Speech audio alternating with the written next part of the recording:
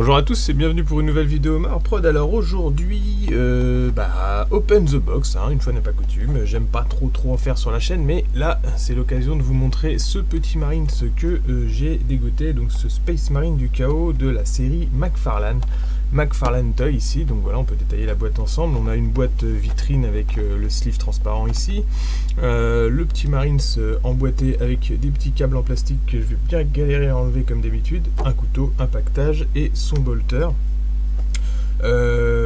Ensuite sur le côté on a le la déco de boîte qui est commune à toutes les McFarlane, et puis à l'arrière le Space Marine en action avec une petite position qui va bien, et sur le côté un autre visuel plutôt 3D. Celui-là c'est pas le visuel de la figurine originelle.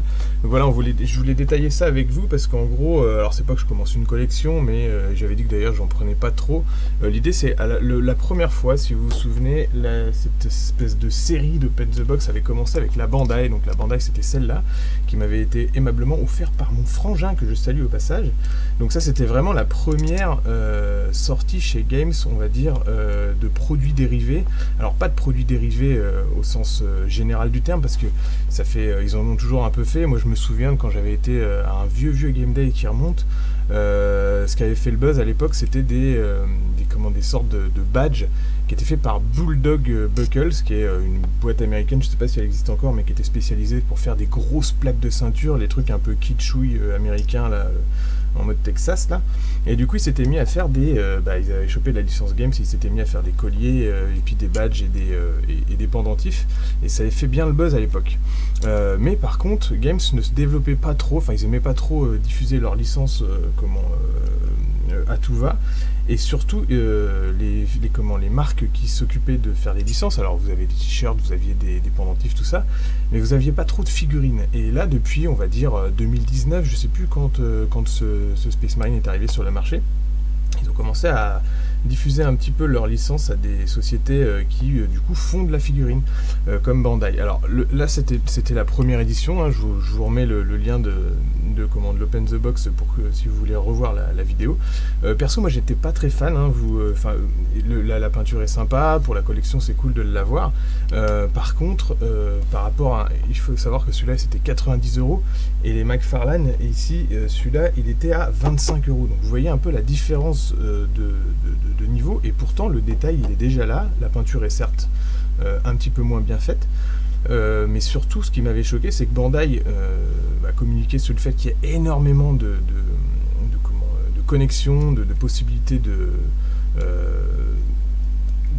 faire bouger le Marines avec toutes les multiples articulations qu'il avait, sauf que moi je trouve qu'elles sont un petit peu trop lâches, et surtout elles sont bien moins modulables que les McFarlane. Pour savoir, en fait j'avais essayé de mettre celui-là à genoux et j'ai jamais réussi, chose qui est possible avec le McFarlane. Donc voilà, bref, j'arrête avec le Bandai, on est en train de faire cette Open the Box, et du coup c'était pour comparer après que j'avais acheté celui-là, et surtout pour commencer à faire un Ursus Warrior. Donc vous voyez j'ai vachement bien avancé, non j'ai juste avancé la sculpture et puis j'ai pas fait grand chose, et puis ensuite j'ai enlevé le saut de pureté qui était sur le bolter ici, et pour y mettre une plume. L'idée c'est qu'après je le peigne, donc c'est pour ça que j'en prends pas non plus énormément, parce que je suis comme tout le monde, hein, j'ai des projets qui sont en cours et que j'arrive pas forcément à finir entre les commandes et le boulot à côté.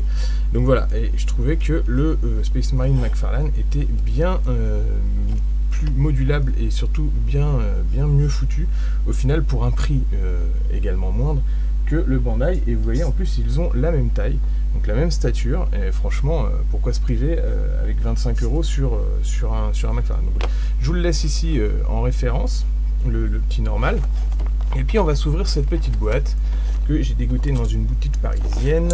Hop là. Et donc l'idée, forcément moi comme je suis assez fan de tout ce qui est chaos, étant donné que j'ai joué Thousand Sons pendant pas mal d'années, je voulais voir ce que ça donnait avec ce truc là. J'ai hésité entre celui-là, et en ce moment il y a également un lieutenant qui lui par contre est en artiste proof, c'est-à-dire en gris comme ça. Et le lieutenant est vraiment sympa avec des options, il a une masse énergétique, il a la tête nue, il est un peu plus détaillé qu'un Marines normal. Par contre, je me suis dit, étant donné que j'arrive déjà pas à peindre celui-là, je vais pas prendre le lieutenant à peindre parce que sinon j'aurais jamais fini et je le ferai peut-être jamais. Donc voilà. On va sortir le petit couteau. Oula, c'est très très souple. Putain, c'est marrant, ça me paraît plus... Ouais, bah, c'est parce que c'est plus fin aussi. Mais le couteau est très très souple, au moins il va pas péter. Alors on est sur du vinyle. Là où Bandai c'était plutôt du plastique. Ici c'est du vinyle, c'est pas tout à fait pareil. Donc c'est une sorte de plastique bien sûr. Mais vous voyez comment c'est souple. C'est vraiment... Wouhou, syndrome de l'épée molle. Bref, bon, là on a un couteau. Est-ce qu'il est compatible avec le Marine? Tiens, déjà on peut essayer. Si je vais lui mettre un gros coup de là dans la main, bon, je pense qu'ils ont fait en sorte, oui, voilà. Bon, le vinyle a la capacité d'être assez souple, hein.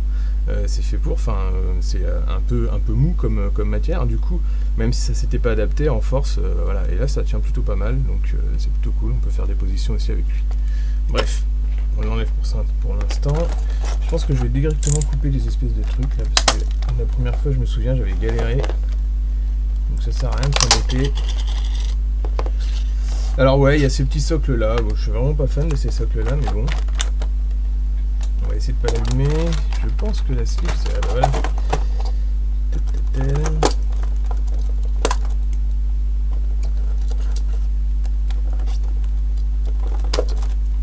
Il est bien attaché, avec des petits liens plutôt plastiques comme ça. Ok, le socle est collé au fond. Je vais essayer de pas abîmer la boîte quand même, si je veux sortir. Bon, les socles honnêtement je m'en fous un peu parce que c'est typiquement le genre de truc que j'ai envie de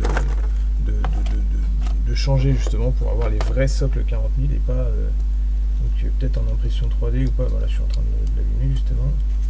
Tant pis, je vais découper le plastique là.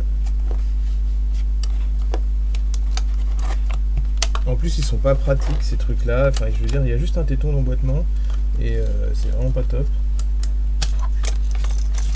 Mais c'est le socle McFarlane standard, on va dire, que vous aurez avec toutes les figurines McFarlane. C'est bien galère à sortir là. Je me souviens pas qu'il était comme ça là-dedans. Bref, ça regarde, voilà. Donc vous avez sensiblement le même design, avec juste ce téton là qui est censé se mettre sous la botte ici. On a vu mieux. Et donc ici, il est encore attaché. Voilà. Ah bah il va pas sauter dans la route, hein, ça c'est sûr. Et il est attaché aussi au niveau des bras. Et au niveau des... Ah la vache. Putain, à croire qu'ils ont peur que ça saute dans le transport, je sais pas. En tout cas, juste le désassemblage est relou.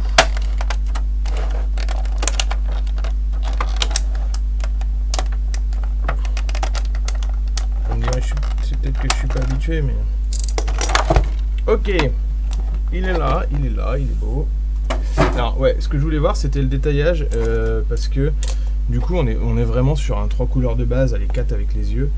Vous avez la sous-couche de base noire, vous avez un or, une sorte de je sais pas, marronasse kaki là, de tout cet élément là, un doré bronze et puis le rouge des yeux et c'est tout. Et ici la corne, donc ça fait peut-être un peu plus quand même, donc ça fait 1, 2, 3, 4, 5, 6 couleurs, mais par contre du reste c'est pas du tout détaillé, donc ça demanderait à avoir un tout petit peu de repaint. Alors vous voyez que c'est très souple, hein. Ça je pensais que c'était moins souple que ça, mais c'est pas mal, et on a une vraie texture de tissu toile dessus qui est plutôt sympa. Ça pourrait même se remettre en forme peut-être avec un petit peu de chaleur. Ici on a une grosse boucle, je sais pas trop à quoi ça sert, peut-être on peut y glisser le couteau dedans j'imagine, mais c'est histoire d'eux, mais j'aime pas trop moi. Enfin c'est à dire que si je sens que si je vais le mettre avec la pointe qui est là, je vais galérer à l'enlever, donc je pense que je vais préférer le mettre. Mais par contre on n'a pas de mains différentes, chose qu'on avait avec la Bandai. Donc là je pourrais pas lui mettre les deux options.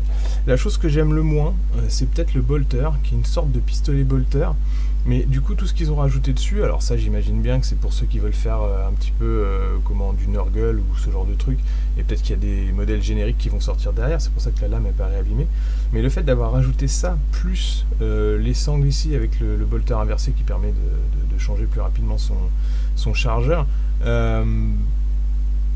ça fait orc en fait, et j'aime pas trop. En fait j'aurais préféré avoir un vrai bolter, parce que là on est plus sur le pistolet bolter que sur autre chose. Ici on était sur un bolter primaris, mais par rapport j'aurais préféré avoir un bolter un tout petit peu plus long, donc c'est-à-dire un truc qui serait arrivé par là, sur le Marine, quoi. Là, je sais pas à quoi trop m'en sentir, j'aime pas trop. Donc le pactage doit s'emboîter à l'arrière. Pareil, le pactage il a juste été sous-couché en noir et il n'y a aucun travail dessus. Donc du coup ça demanderait à faire un peu d'or et tout. Ça je pense que je le ferai parce que c'est pas grand chose pour... vous voyez, ça s'emboîte bien. C'est pas grand chose pour améliorer la figurine de façon sympa. Il y a quand même un petit transfert ici, mais sinon c'est pas vraiment top. Là ça demanderait à être un peu plus détaillé. Par exemple on pourrait refaire ça avec un réo d'une autre couleur, peut-être un gris ou ce genre de truc. Puis il y a des ors à faire et du weathering. En tout cas par contre on est toujours sur une bonne souplesse au niveau des articulations. Et alors est-ce que je vais réussir à mettre le truc? Par contre c'est toujours un peu chaud parce que étant donné que c'est souple, c'est un petit peu chaud de mettre le truc. Au début, on a un peu l'impression qu'on va péter la figurine, mais en fait, il ne faut pas hésiter à forcer et ça passe. Donc là, il a le bolter, vous voyez, qui tient bien en main. Si je tape dessus, ça bouge pas. Contrairement à une Bandai où, si vous faites ça, je pense que tout va se barrer. Et du coup, après, voilà, je le mets comme ça. On peut directement faire des pauses. Les articulations sont plutôt assez...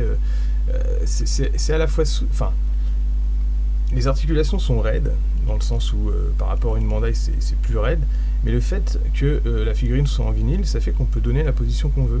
Et ça, je trouve ça plutôt bien foutu. Donc, vous voyez, je vais plier le coude et le mettre comme ça. On peut ramener la main et puis hop, pour lui faire soutenir le bolter. Enfin bref, il y a tout à faire. Alors, il faut trouver la bonne position, mais hop, vous voyez, on peut faire un légionnaire en mode statue comme ça. J'en ai vu d'ailleurs qui utilisaient ce genre de figurine. C'est vrai que vous avez une figurine qui est plutôt assez détaillée, que vous pouvez mettre en plus, vous pouvez changer la position, donc c'est plutôt sympa. J'en ai vu qu'ils faisaient des décors avec. Ils l'ont mis sur un piédestal et ils l'ont peint façon statue.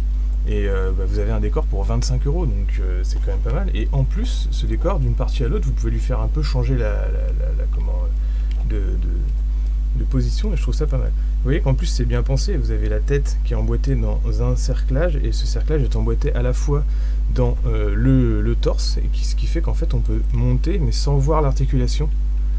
Donc on peut vraiment faire plein de positions différentes. Il peut tourner la tête. Alors pour ceux qui se demandaient si c'était pratique avec les cornes, et bah vous voyez, c'est possible. Vous avez ce truc qui est possible. Et si je veux lui mettre à genoux, alors je vais lui enlever son bolter pour l'instant.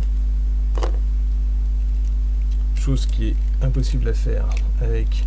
Voilà, alors là par contre ça fait sortir l'articulation de façon un petit peu poussée, forcée. Mais bon, ça reste... voilà. Et vous voyez, ça, on peut pas aller jusqu'à là avec une Bandai. C'est impossible, j'ai tout essayé. Il y en a qui m'ont dit, ouais, peut-être que ça se déboîte, ou des choses comme ça. En plus, ça c'est vachement bien fait, ça. Donc, voilà, hop. Donc, on peut vraiment le mettre à genoux. Voilà, là, il est en position à genoux, si je mets un sol comme ça. Position de tir. Et ça, c'était quelque chose qui était pourtant vendu sur la Bandai, c'est pour ça que ça m'avait choqué, en fait. Visuellement il l'avait montré, mais en fait c'était pas possible de le faire. Donc voilà, bon, j'arrête avec mes manipulations de poupées là, on n'est pas sur ce genre de chaîne, mais en tout cas vous avez vu la qualité de ces figurines. Pour ainsi dire, c'est presque moins cher à cette taille là, donc on est sur un bon, j'ai le sous-main qui va bien, on est sur un bon, allez, 19 cm, un peu moins de 19 cm. Alors que le Primaris, lui, il arrive à... Bah non, il est pareil, il est plus ou moins pareil. Si on le met à côté, il va avoir une stature un tout petit peu plus haute parce que sa tête, enfin son casque va dépasser. C'est normal, hein, les Primaris sont censés être un tout petit peu plus grands que les légionnaires. Mais vous voyez, c'est sensiblement identique si je les mets côte à côte. Vous avez un sentiment d'un tout petit peu plus de tassage ici. Mais franchement, ça fait de la très très belle figurine. Et comme je disais, ici c'est 25 balles, 24,99 €. Peut-être un peu plus cher une fois que c'est sorti en magasin ou que vous trouvez des revendeurs peu scrupuleux. Mais je trouve que c'est de la qualité, c'est sympa d'avoir ça dans son étagère à l'arrière. Et c'est tellement peu cher. Vous avez certains Space Marine, enfin vous avez certains personnages Games Workshop qui sont largement plus chers que ça. Alors vous achetez une figurine de 25-30 mm là. Alors ça, j'ai vu des gens qui s'amusaient à commencer à faire des escouades et à jouer à une autre échelle. Donc vous imaginez un peu Alors je pense qu'il les touche un petit peu moins aux États-Unis, mais en tout cas voilà pour cette review. J'espère que ça vous aura plu. N'hésitez pas à me dire en commentaire si ce genre de review et ce genre de figurine vous plaît, parce que peut-être que ça ne vous plaît pas, hein. Il y en a qui se disent ouais c'est du produit dérivé, mon fric il a pas allé là-dedans, j'ai déjà du mal à acheter des figurines. Ça c'est clair que Games Workshop c'est cher.